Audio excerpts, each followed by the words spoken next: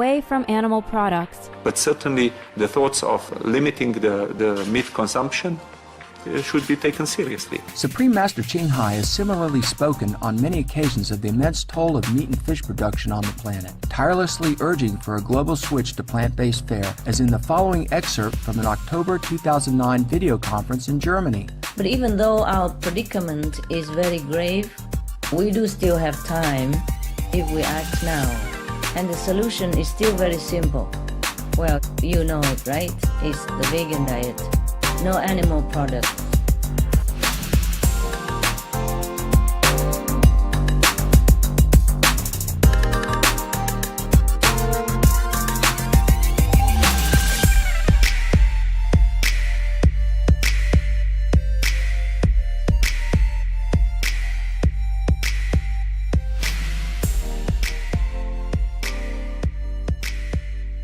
I've been assigned to show you certain selected histobunk highlights from the past. But everything is perfect now, and everything will always be perfect. The centuries ago, in primitive times, before the dawn of civilization, there were things that would be inconceivable to us today. The superstitious primitives continued to rely upon a quite useless class of technicians called doctors, unpleasant and even revolting as they sometimes are, eating the actual flesh of animals, and even collecting into groups called families, a pervasively immoral concept of pre-civilized times. Did the primitive females actually? Yes. Primitive females gave viviparous birth to young. Like animals? Yes, physiologically, exactly like animals. I understand your reactions. Perhaps we should take a brief soma break.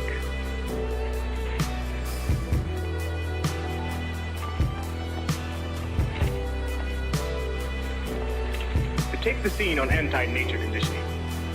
Charming scene of little children revolted by fresh flowers.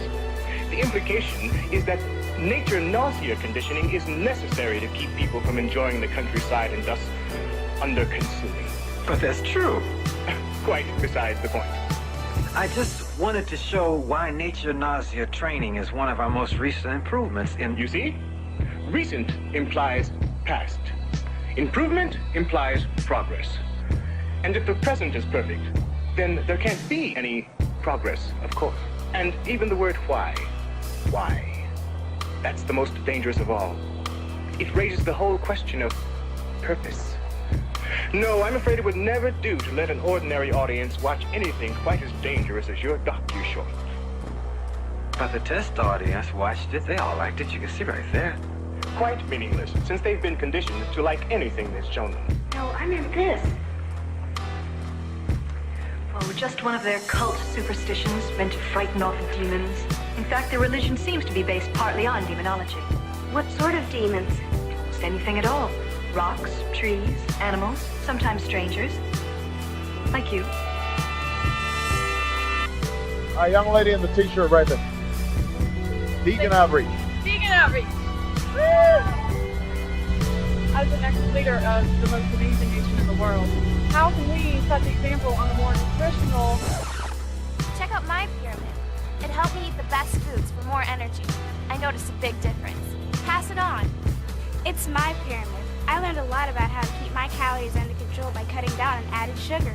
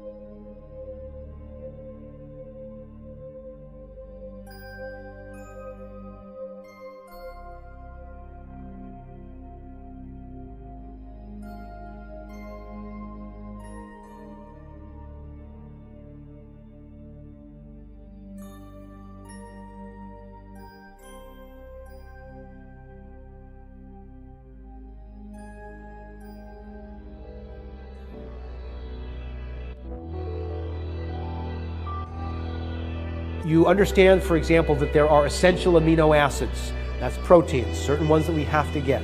There are essential fatty acids. This is taught in medical school, it's taught in dietetic school. There are essential minerals, there are essential trace minerals, there are essential vitamins. All these things are listed as essential. There is one food group for which the word essential does not exist in any of the textbooks because they're not essential. There is no such thing as an essential carbohydrate. We often hear this phrase, nutrient-dense foods. I think the Weston A. Price Foundation was the first organization to use this phrase. Then the USDA started to using it, and when they say nutrient-dense, they mean vegetables. So vegetables are nutrient-dense foods. So let's have a look here. This is apple, carrots, red meat, and liver. We have phosphorus. Phosphorus is the energy, it's the fuel for your cells, it's phosphorus. A little bit in apple and carrots, way more in red meat, and much more in liver. Here's iron, a little tiny smidgen in apples and carrots, quite a bit in red meat, and look at liver. Zinc, hardly any in the plant foods. Lots in red meat and liver. In fact, red meat actually has more zinc than liver. And then copper, B2, vitamin A. There's no vitamin A in plant foods. A little bit in red meat. Look at the liver. A little vitamin C in apples and carrots, but there's actually more vitamin C in liver. And the one I like to point out is B6 and B12, which B12 has fallen off. But liver is so rich in B6 and B12, much more than even red meat. And these are critical vitamins. That's why I say if you're on a budget, you can get more nutrition from eating liver once a week than from eating red meat with every meal. So it's a very important food to include in your diet. You know, because when we look at the food guide pyramid, which is a complete joke, and I've talked about this, they mostly advocate the bottom section is bread, cereal, rice, and pasta, 6 to 11 servings a day. That's what our government wants us to eat the most of. It's more accurate if you actually take the food guide pyramid and reverse it upside down. Basically, just do the exact opposite of what they tell you and you're gonna be healthy. This is where it gets confusing because you look at labels and you're like, you see this little American Heart Association on your oatmeal or something. And you're like, oh sweet, you know, this is good for my heart. And they actually studied a similar product, say it was bread, one that had the label of American Heart Association stamped on there, one that didn't have the label. The ones with the label actually had more sugar. They were completely the same. And again, when you say whole grain is the biggest piece of crap I've ever heard, because a whole grain means that you start with a frickin' kernel and then you can pulverize it, do whatever the heck you want with it. As long as you started with it before the processing occurred, you can say it's whole grain. Everyone in my family needs more fiber in their diet. Whole grains provide fiber. Foods rich in fiber reduce the risk of diseases, such as heart disease. So I'm going to shop for whole grain. I'll look for products with whole grain in the ingredient list. Here is a brown loaf of bread, which looks like it could be whole grain. But looking closer to the ingredient list, says wheat flour. That's not the same as whole wheat. So I'm going to look at a different loaf. This ingredient list says whole wheat, so this is the bread I want to buy.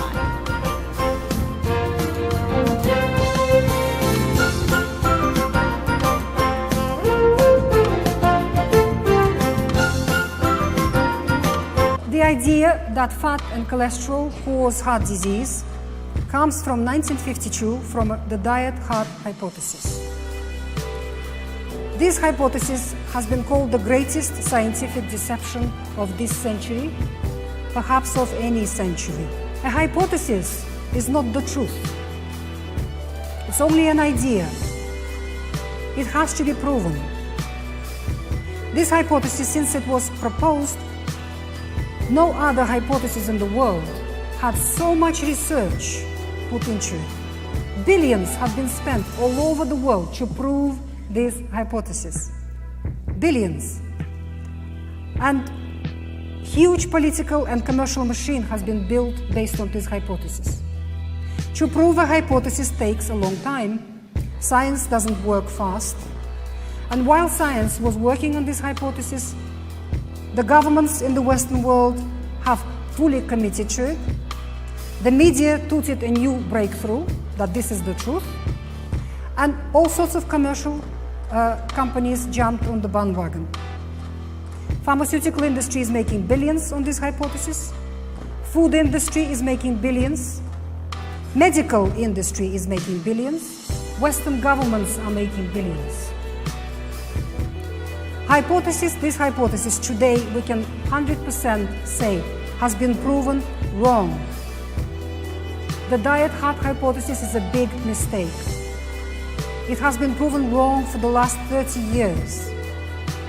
But because our political and commercial machine has committed to this hypothesis, they work very hard not to allow the population to know the truth, to know the real scientific truth that came out. As you already heard, 95%, maybe more, of studies in the Western world are funded by commercial companies. In English, we have a very good saying. In Russia, we have another, which is very good. But it says that the one who pays the piper orders the tune, right? And what is a scientific study? They design it, they collect data, and then the data is analyzed. If any of you studied statistics, how to analyze data, you would know that there are many methods to analyze the data, depending on what result you want to get out of it. Pharmaceutical industry, food industry, and other industries which benefit from this employ an army of statisticians to do just that for them. So all of these studies, 95, almost 100% studies on this subject, we cannot trust. They're full of lies. However, the honest science has been working on it. There are honest scientists in every country around the world, and they have come up with the truth. So what did the honest science actually say? That dietary cholesterol and animal fats have nothing to do with heart disease. They do not cause heart disease. In fact, there is no connection. Tony the Tiger. What outfit from Tiger? Sugar Frosted Flakes by Kellogg's out of Battle Creek. Never heard of it. Never heard of Sugar Frosted Flakes? Those big crisp flakes of corn with that secret toasted-in sugar frosting? They're great! One group of rats was given rat chow. Second group of rats was given cornflakes. And the third group of rats was given the box that the cornflakes came in. So the rats that got the rat chow lived over a year. The rats that got the box lived longer than the rats that got the cornflakes. The last cornflake rat died the day the first box rat died. The box rats died of starvation. They just lay down and got listless and died. The rats that got the cornflakes became very agitated and ran around their cages and started to bite each other. And they had fits and seizures and they died of convulsions.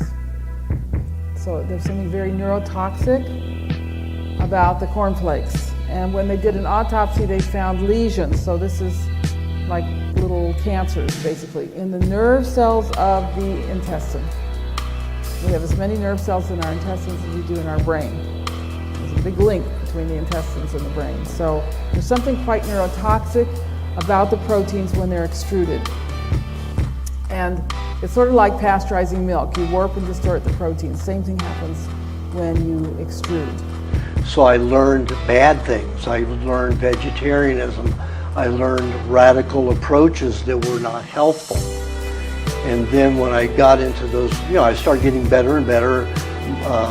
I started studying nutrition, got a great nutritionist at the time who was advocating 70-75% raw milk, raw eggs, not raw meat, but those things. So I was getting better and better. So by the time I was 27, I was a raw food vegetarian, fruitarian. And you were a vegan for a while, weren't you? 6.5 years altogether. Right. So that degenerated me. I went to a good place, and then when I went totally, against any kind of lacto-ovo, not any of that in my diet, then I started degressing, and that was the last 2.5 years of that journey. I got on a bicycle. I was going to go out and live on the land and live with animals and Indian tribes and find out what's true health, because I learned after being in those books till I was 27, I realized that there was nothing I was going to learn of truth from the medical profession, because they were run by the pharmaceutical industry. Yes, and you're well versed in this, but you were also on your own, in terms of your own experience, you would find that you would start, your health profile would rise, you would gain strength, your mind would become clear, and then when you do go on another radical diet, such as when you did become a vegan, for example, it started declining again. You started having problems my mind with your teeth. didn't, and because I was so strong like Right. you, Yeah. I stayed that way, even though there were bad consequences to it. I went on a 20-year lacto-ovo vegetarian journey, and I think I made it that long because of the lacto-ovo part, Exactly. because I became ill and had to ultimately leave it behind. You went strict vegan for a while. What were some of the consequences you were seeing for your body? Well, because I had had anemia, the blood cancer and the bone cancer. Right. I didn't have to be on it but 2.5 years before I went down to 98 pounds.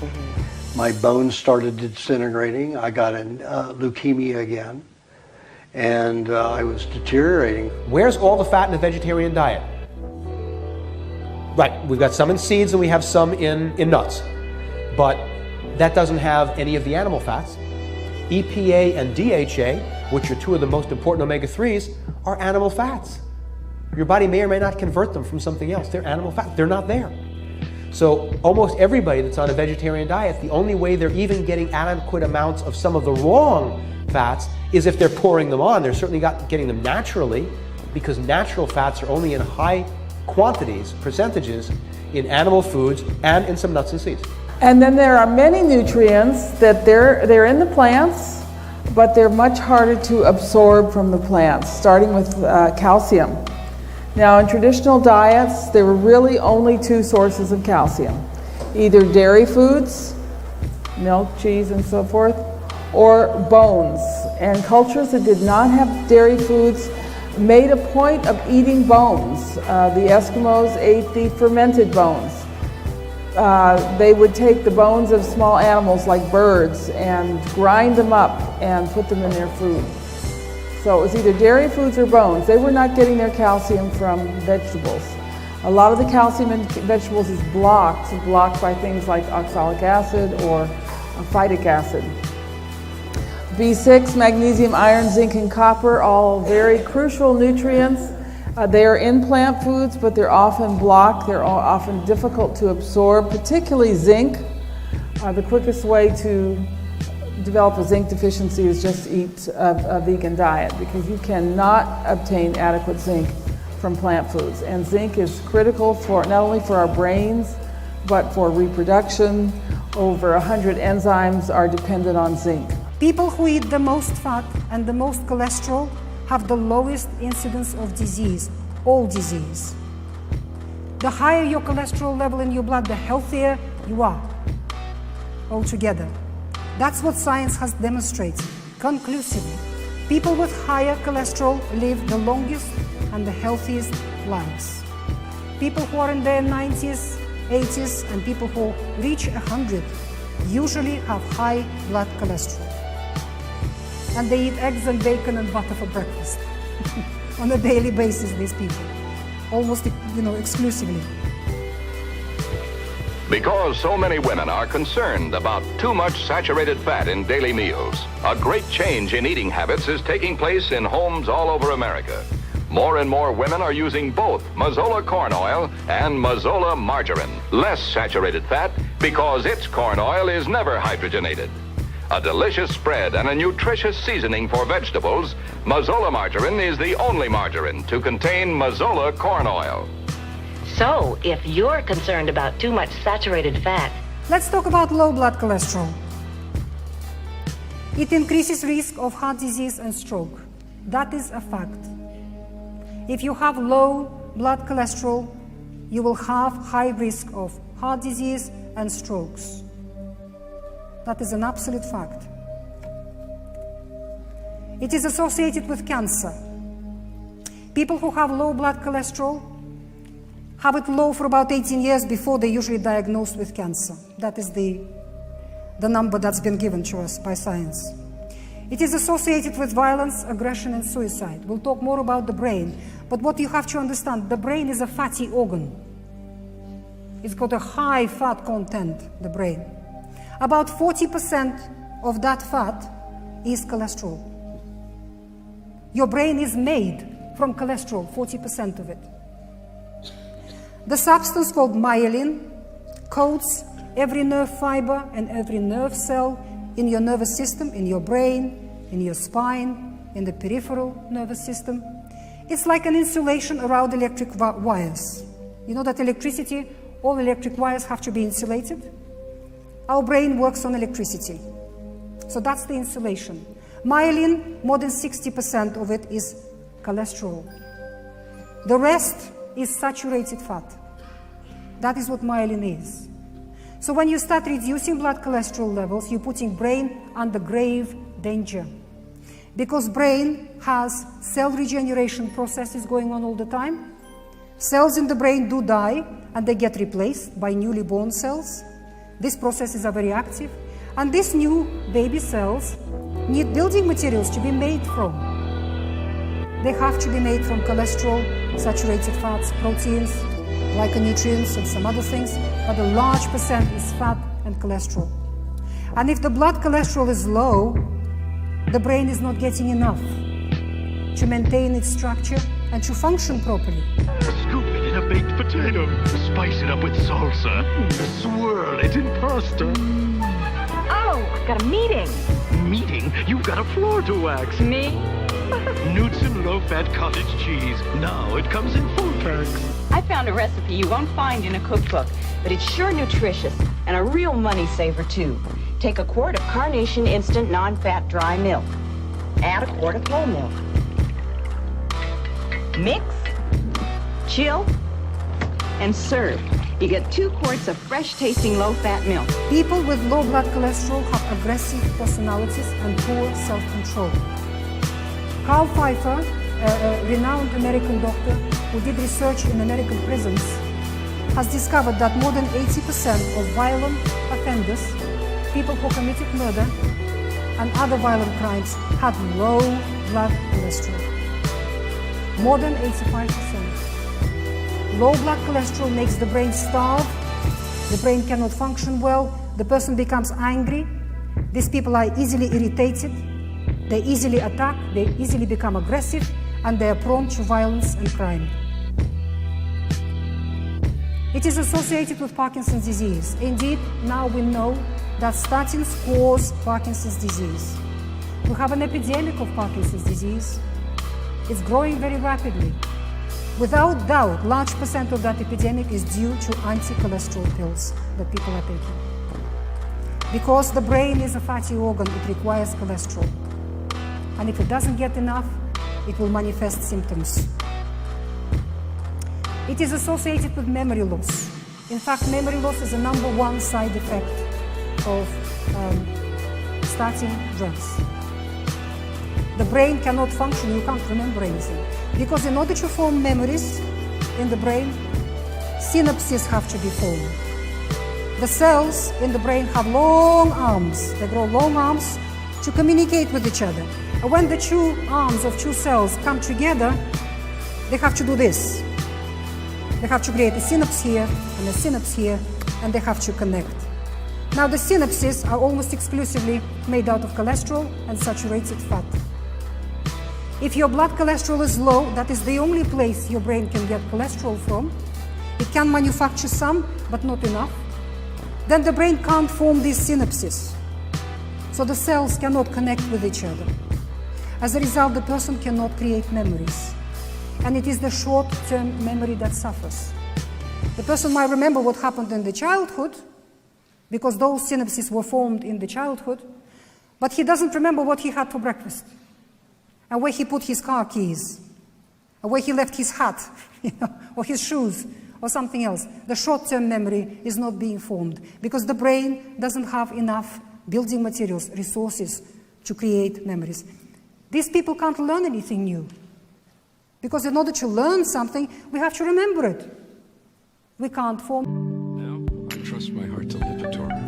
When diet and exercise are not enough, adding Lipitor may help. Unlike some other cholesterol-lowering medications, Lipitor is FDA approved to reduce the risk of heart attack, stroke, and certain kinds of heart surgeries if you have several common risk factors or heart disease. Lipitor has been extensively studied with over 16 years of research. We have an epidemic of Alzheimer's disease. Western governments are in absolute panic because it is a terrible epidemic and it's like an avalanche coming onto humanity. Alzheimer's disease, dementia. Vast percent of that epidemic is due to statins because every one of these people are taking these drugs. The brain is starving. It cannot form synapses. As a result, the person cannot learn anything, cannot remember anything, and develops Alzheimer's disease. It is associated with poor immunity because our immune cells are high-fat cells. Large percent of the cell membrane and the membranes inside the cell, which form organelles, are made out of cholesterol and saturated fat. And immune cells live a very short life, only a few days, many of them. And when there is any infection in the body, there's a fight going on, many of them die. So your bone marrow has to work very hard to give birth to new baby cells, immune cells, because all your immune cells are born in the bone marrow. Bone marrow is a high cholesterol organ. It has a very high composition of cholesterol. And again, most of that cholesterol comes to your bone marrow from the blood. If you have a low level of cholesterol in your blood, your bone marrow is starving. It cannot manufacture immune cells, blood cells, and many other cells. As a result, you become prone to infections. Western governments are all running around with these hospital infections, MRSA. You've heard of that, haven't you? That hospital infections have become a big problem. Why? Because every patient in these hospitals older than 40 is on statins. They have reduced their cholesterol level in the blood. They are unable to fight infections. In order to fight an infection, we need LDL cholesterol. That is a major, major part of any fight with any infection in the blood. Your immune system requires large amounts of LDL cholesterol. And what are they doing? They're giving them statins.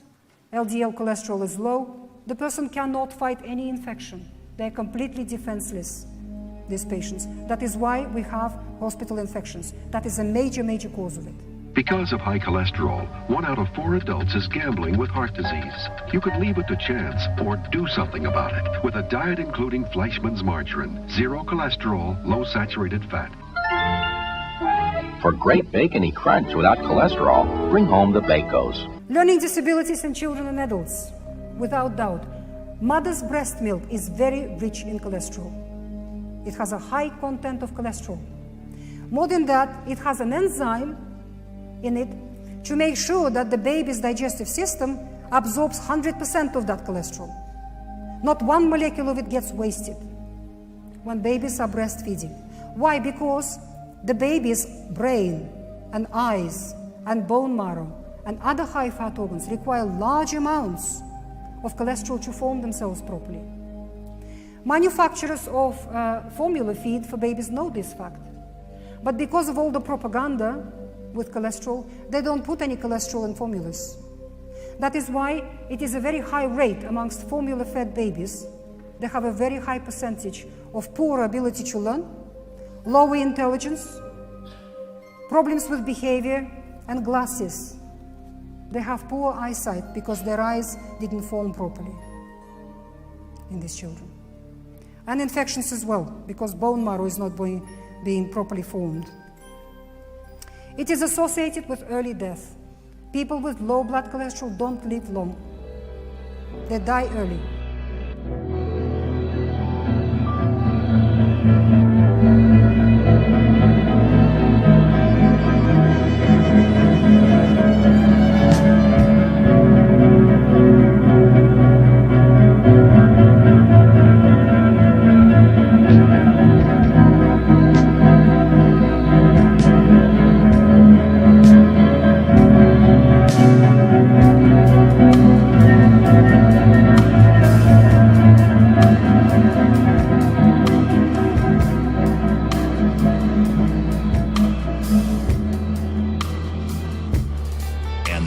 is getting to the people, but new listeners tune in, and it sounds so wild. And he was saying vegetarian diets give you cancer and kill you because they don't have the fats you need, and your cells basically collapse, and then statins eat holes through your brain even faster.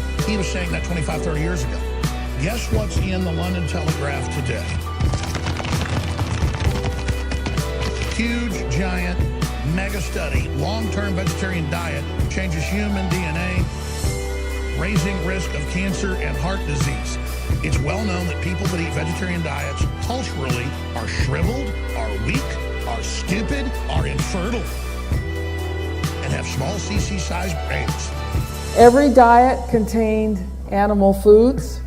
This was Dr. Price's greatest disappointment. He had hoped to find a culture where they were only eating plant foods and that was healthy. And he did not find this, and he admitted that he was wrong. They went to great risk to obtain the animal foods, great effort and risk to obtain the animal foods, and all of the sacred foods were animal foods. In Dr. Price's opinion, the most important animal food was fish and shellfish. He not only described living skull structure, but he always took calipers with him, and he asked the primitive people to show him the skulls of their ancestors, and he measured the thickness of the skulls. And the people who ate the most fish and shellfish had the thickest skulls. Many cultures ate birds, chickens, ducks, geese, wild birds, always with the organs, fat, and skin. They didn't want skinless chicken breasts, that was, which is basically inedible anyway. And then a lot of cultures ate red meat, beef, goat, sheep, game, etc., with the organ meats and the fat preferred. In fact, they would hunt animals when they knew that they were fat because they wanted that fat. In Australia, the Aboriginal people, if they killed a kangaroo that didn't have enough fat on it, that was called rubbish. And they would just throw it away. It was not worth eating. Many cultures had dairy products from cows, sheep, goats, camels, water buffalo, reindeer, all different species. Always raw or cultured, never pasteurized. And many cultures ate eggs from birds that are outside. And reptiles and insects, again, very important foods, not for us, but for other cultures. I'm not here to tell you have to eat insects, but we have to recognize that these were nutrient-dense foods in many cultures. In some cells, depending the function of the cell in the body, depending on where this cell is in the body, some of them have 70% cholesterol in their cell membrane, some have 30. So there's a range between 30 and 70% of cholesterol in the cell membranes in the body. Every cell, about 70% of every cell are membranes. So you can do the calculations yourself. What percent of your body is actually cholesterol and saturated fat? It is more than 50%. You are made from cholesterol. It is a structural element of every cell in your body. And you are made from saturated fats. This is a structural element. And because the cells in the body constantly die and get replaced by newly born cells, building materials are required to build those new baby cells from, to give birth to them. So our bodies require large amounts of cholesterol all the time for that process, and saturated fats as well. The cats began to fight among one another, and everything he found, like I said before, this is just Pottinger looking at cats. Everything he found was exactly the same as what we see today with human health, because we are eating in ways that are not similar to what our body would most closely desire. So we've got all sorts of emotional problems today. They didn't have them before. They weren't there. They just didn't exist. If only we could teach our traditionally trained psychiatrists that one of the most important things for them to do is change their patients' diets.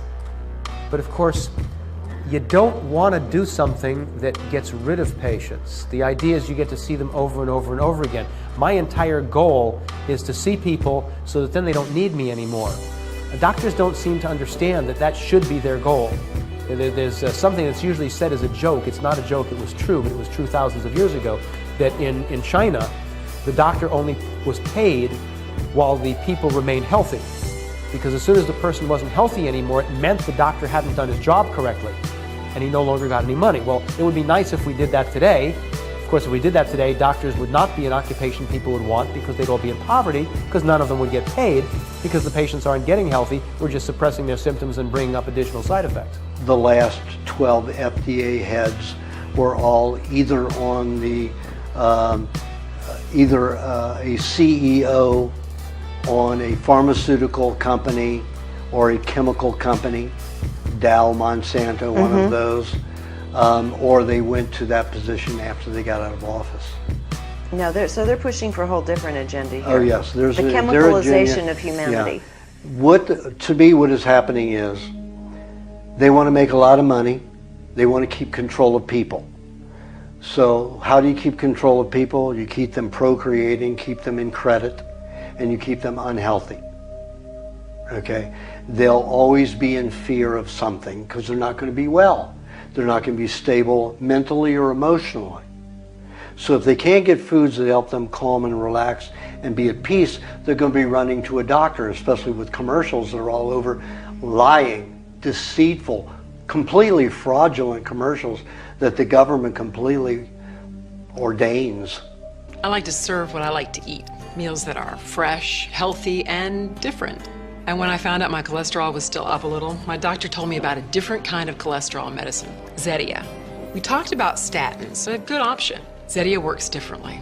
You see, statins work mainly with the liver, not Zetia. It works in the digestive tract, like some other medicines, but Zetia is unique in the way it helps block the absorption of cholesterol that comes from food. Zetia, along with a healthy diet, help lower bad cholesterol by an average of 30 points. That's 18%. Zetia complements my diet and exercise. Zetia may not be right for people who have ever had liver problems, are nursing or pregnant, or may become pregnant. Your doctor will decide if Zetia is right for you. Unexplained muscle pain or weakness could be a sign of a rare but serious side effect and should be reported to a doctor right away. Common side effects included tiredness and stomach pain. And the doctor has no therapies, not one, even investigative testing methods that aren't harmful. All of them harm. And one time I talked with the doctor about that, and he said, "Oh, well, we didn't take an oath when we took the Hippocratic oath. There was no Bible on, so we really didn't swear to him." Well, that was the attitude.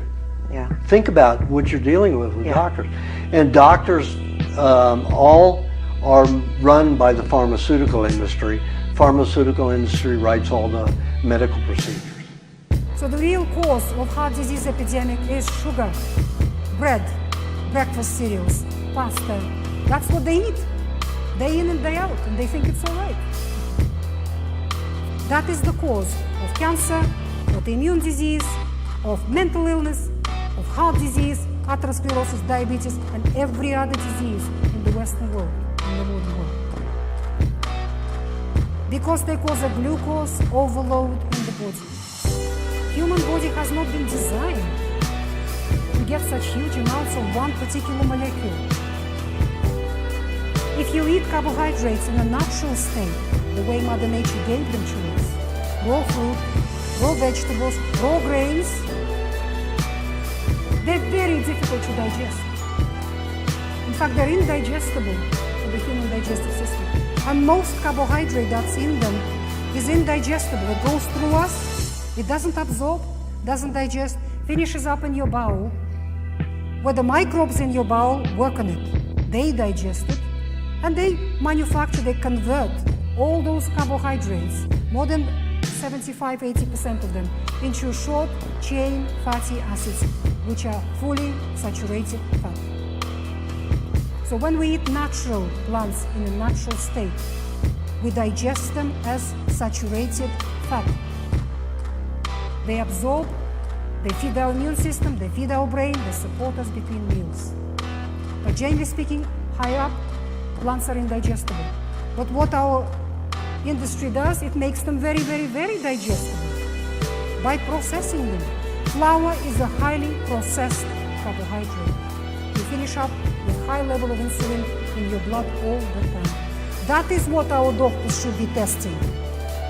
Not cholesterol, when they take your sample of blood, they should test insulin in your bloodstream and C-reactive protein for the marker of inflammation to see if you have got systemic inflammation in the body. Overproduction of insulin leads to insulin resistance in the body. That is diabetes. That's basically another name for diabetes. Too much insulin leads to permanent inflammation, and perpetual inflammation is the cause of atherosclerosis and heart disease and cancer and everything else. Dad, why are you getting that? Is there a prize in there? There's a prize, all right. Inside every box of Cheerios are those great-tasting little O's, made from carefully selected oats that can help lower cholesterol. And Idaho potatoes are now certified to carry the heart check mark from the American Heart Association for foods low in saturated fat and cholesterol. So they're good for my family and for yours. The problem is that our bodies disagree with the government. And the government usually wins as far as what we get in our knowledge, and our bodies therefore lose. So they came up with a couple of other amino acids that they decided were conditionally essential, like maybe you might need them. Your body still disagrees with the government. So the end result is, where in our area of foodstuffs that we can consume can we get pretty much a decent complement of all of the amino acids that are out there? And the result, when they take a look at all that, is it's only in animal proteins. There are no vegetable proteins that can manage to do that. Now, the soy industry, of course, will tell you that soy is a complete protein. And that's because just those particular amino acids that they list as essential are all there. The quantities could be way too low for a couple of them, but they're all there, so they can call it a complete protein. Then the vegetarians will again say, well, you can make complete proteins with your meal by mixing a grain and a bean or a legume, because the one that's missing, so you won't have enough, cysteine in one, you'll have it in the other. Again, we're only trying to get the ones that have been listed as essential. There are lots of others your body needs, and it probably can't make them all. So if you really want a complement of all of them, that's animal proteins again. So we need to do that in order to get all the various ones which are necessary for rebuilding of tissues. So complete must be from animal source, and in the eyes of your body, not in the eyes of our government. What we call complete and what your body calls complete are often different. A lot of people who've taken my book, We Want to Live, yes, and the recipe for living without disease, and given them to farmers. And once the farmers read that, he said, oh my God, milk will do this, my butter will do that. And then all of a sudden they take a stand against the government. They realize the government is harming the people. Yes. And intentionally getting rid of the good foods. And it shows all the products that come from cows. So it's not just the steak on your plate, but soaps, detergents, waxes, pharmaceuticals, plastics. There are things in modern building materials that come from animal products. Hydraulic brake fluid in airplanes contains something that comes from cows. And there is a membrane in the telephone that vibrates so you can talk on the telephone that's got beef gelatin in it. So even if you are not eating meat, you can't take the high road and say that you're not dependent on the products of killed animals, because we all are. And in the past, even more so than today, we needed to kill animals not only to get food, but also for bones that we used for tools, tendons that we used for thread, hides to keep us warm, leather to make tents and utensils and carrying baskets and things like that. So mankind, all mankind has always been dependent on killing animals. That's just a fact of living in the physical world. And of course we do this with reverence and gratitude, but that's a fact of life.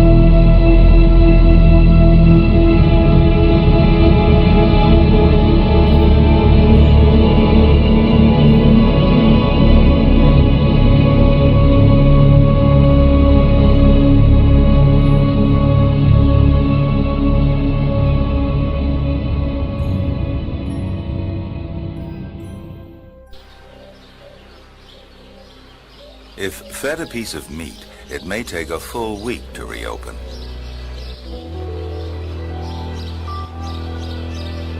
Seen in time-lapse photography, the trap plates press tightly together.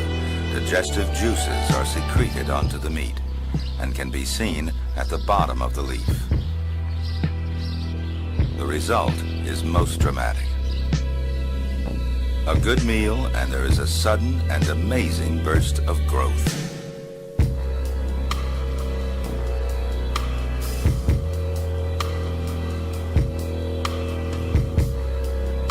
It's this ability to digest flesh that enables the Venus flytrap to gain the precious nutrients on which all plants thrive.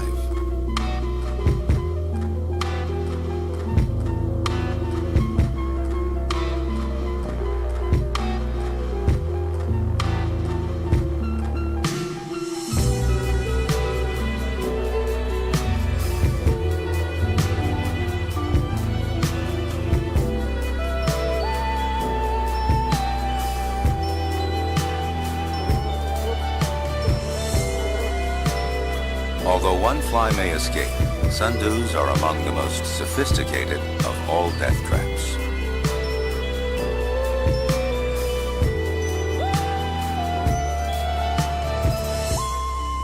Two ants find their way onto a longleaf sundew. Ant number 1, attracted by the sundew's color and the scent of its sugar-sweet droplets, is getting a hearty meal. Now the ant has discovered its danger and makes violent efforts to free itself. For its size, it's very powerful, but it's fighting against one of the strongest glues in nature, controlled by a plant that responds to every movement of its prey. The ant twitches in its death throes, but already the sundew has released digestive juices. The plant has begun to absorb nourishment from its victim.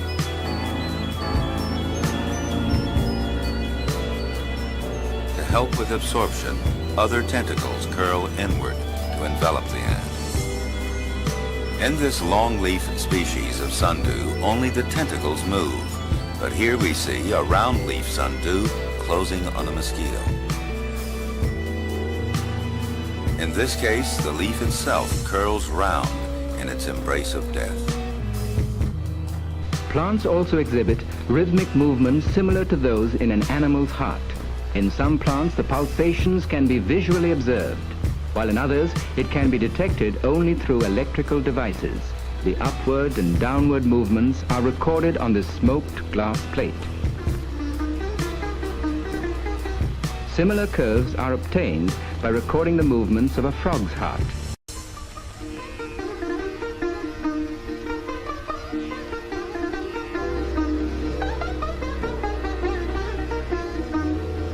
When poison is dropped on a leaf, the plant gives a death cry, and its pulsatory movement stops.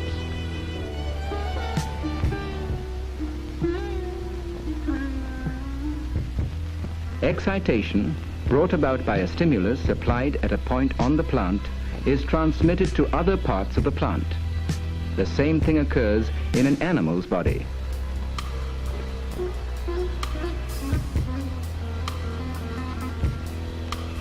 When a child puts his finger in a flame, before he has time to cry out, the arm is automatically withdrawn.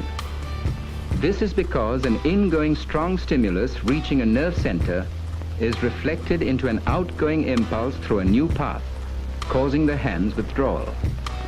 A similar reflex arrangement has been discovered in the mimosa plant. The excitation due to a stimulus applied at one end of the leaf first reaches the main palvinus and then is reflected back to the other leaves.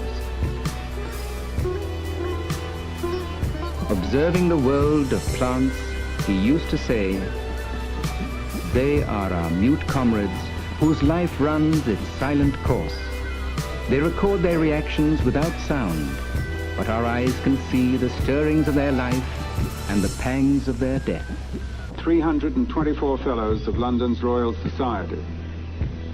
In the same hall where Darwin, Huxley, and Faraday made history, The learned gathering listened with polite interest as the obscure Indian scientist described his pioneering measurements of radio waves.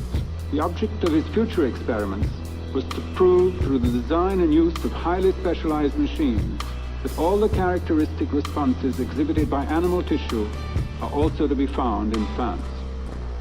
The Bose experiments were denied publication by the Royal Society. By daring to suggest that plants have a sensory system similar to humans, Bose offended the learned members. And now the strange story of the evolution of death traps reaches an even stranger ending. Or is it a beginning?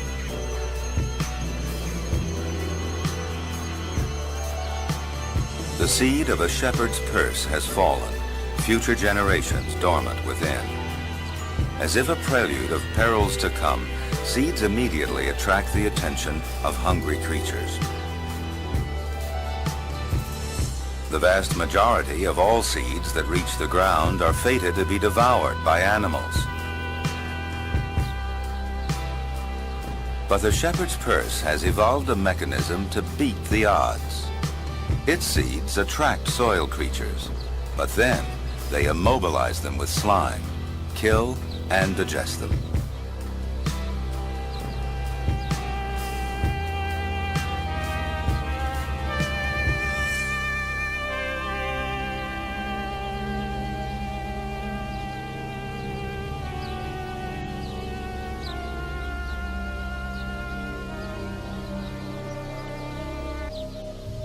The delicate seedlings that emerge are fortified with a banquet of decaying worms and mites.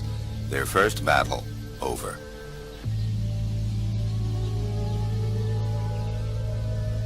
Plants have been known to respond to sound in general, but two University of Missouri scientists recently discovered that they react to caterpillars' chewing noises in a very specific way. When they were attacked by caterpillars, they responded with much higher levels of these mustard oils that are toxic to caterpillars. To make sure the chemical reaction was incident-specific, the scientists set up an experiment. After establishing their constants and variables, they put a caterpillar on a type of small flowering plant. They took leaf movement measurements and made audio recordings as the caterpillar fed and then tested the plant's leaves. In the next stage, the plants were split into groups and each was introduced to a variety of noises and vibrations. Some replayed the recordings while others got sounds and tremors of other insects and rustling wind. One group was left in silence. Only the ones that had listened to the caterpillar recording were quicker to react when the pesky creatures were reintroduced. The scientists aren't sure how plants pull it off, but do plan to conduct more experiments to get to the bottom of the mystery.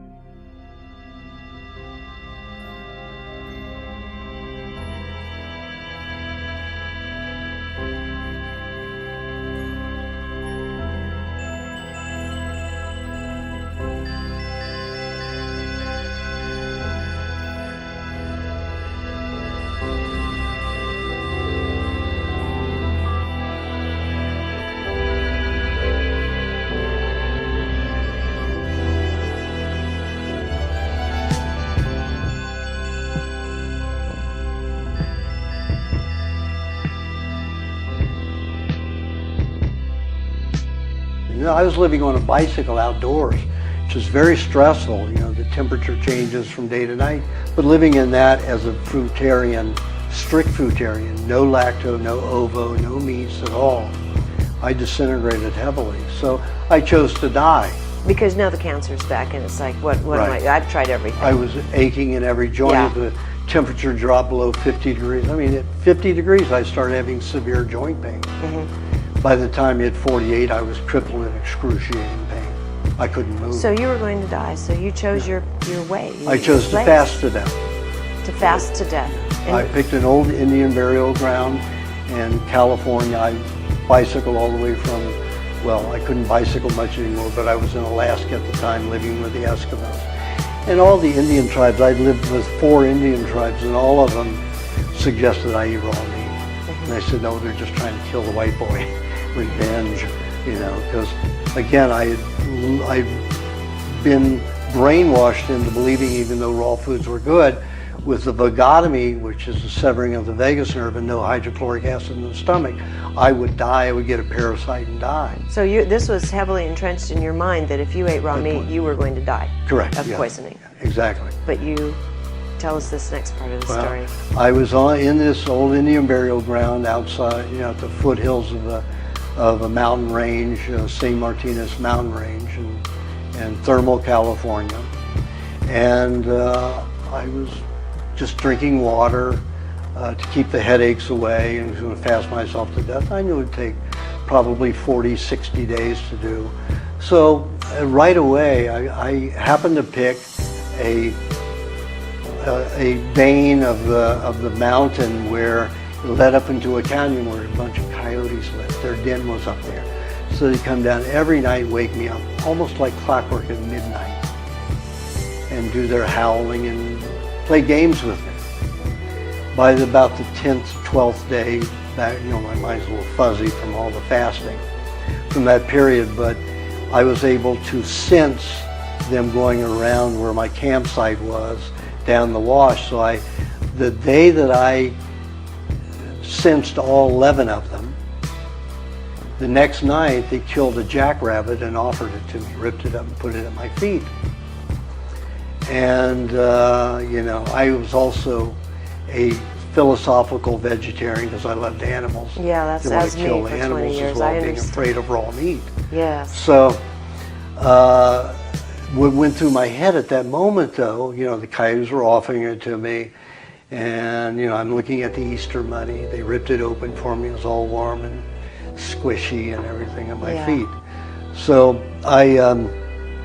this dialogue went through my head when I was probably about 10 years old. My brothers and cousins were going rabbit hunting. And my uncle was telling them that if they shot a wild rabbit, they needed to cook it till it was brown inside. There could be no pink meat at all, because there's a microbe in wild rabbits that will take over your intestinal tract within 48 hours, and you'll die a miserable, painful death within 48 hours. So, the pain would come within 24 hours, dead in 48. So I thought, coyotes are trying to help me die quickly. So I picked up the rabbit and I started eating. Of course, it came back up, and I had to psych myself in, like at the dinner table when I was forced to eat vegetables that would make me projectile vomit. Mm-hmm. I forced myself into that mental attitude and ate the rabbit. And by the time I got through probably the 12th or 15th bite, it tasted incredibly good to me. So I devoured almost 3 pounds, 3.5 pounds. Wow. Coyotes shared the rest. They went away. I went back to my campsite to die, and I knew I was dying because I felt good. Right, like you were having that lucid moment before death. Right, I had 3 near-death experiences, twice on an operating table, where they had to revive me, and on a recreational drug experience, and I had to be revived. So I had left the body at those times, and when you leave the body like that, there's no pain. You have to leave the pain with the body. So I was having that kind of experience, though I was walking in the body back to my campsite. So I knew I was dying, and I woke the next morning and I'm still alive in my sleeping bag. I didn't go through any white tunnel or meet Buddha or Jesus or anybody. I was just still here in my body. And I had pretty good energy for the next 3 days, 4 days, and I didn't die. And nothing bad happened. So I said, Indians weren't lying to me at all. They were telling me raw meat. So I started, hunting, trapping chipmunks and birds and scorpions and tarantulas. I ate anything I'd get a hold of. I'd just break off the poison gland. Seal provides nourishment for the family and the dogs who will pull the heavy load. And when the family is hungry, a stop is made to eat.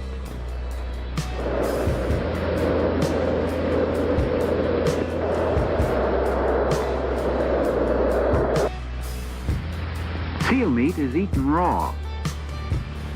The word Eskimo comes from an Indian language. It means eater of raw meat.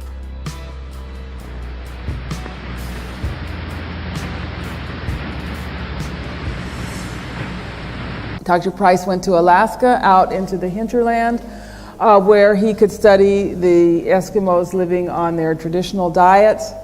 And here he found a very high degree of physical excellence. He called them splendid specimens. He loved that phrase, splendid specimens.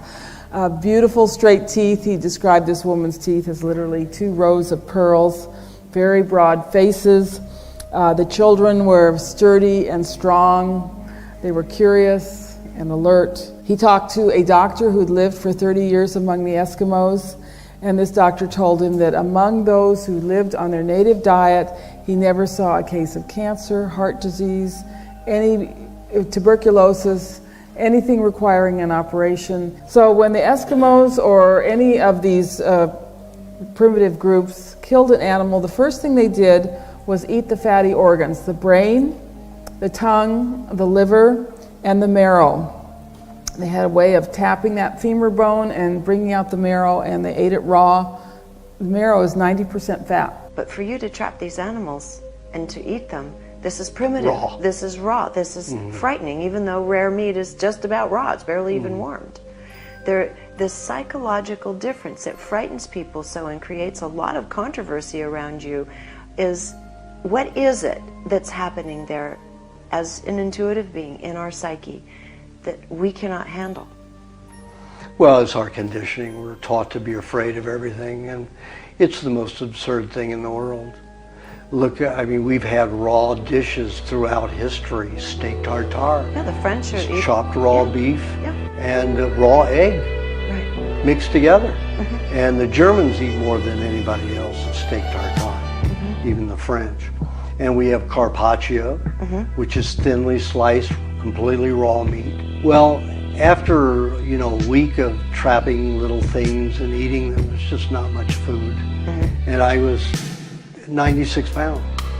So I got on my bicycle, went to all the near local farms, and I was in a farming country. So I was drinking a gallon of raw milk a day, eating anywhere from a stick to 2 sticks of butter a day, which is a quarter to a half a pound of butter a day, and chicken and eggs and everything I could eat. And within 2.5 months, I gained 50 pounds. Wow. And I looked like a scaled Arnold Schwarzenegger. The first time in my life that I had muscles. Before I was fat as a child, and I got very skinny once I became a diabetic.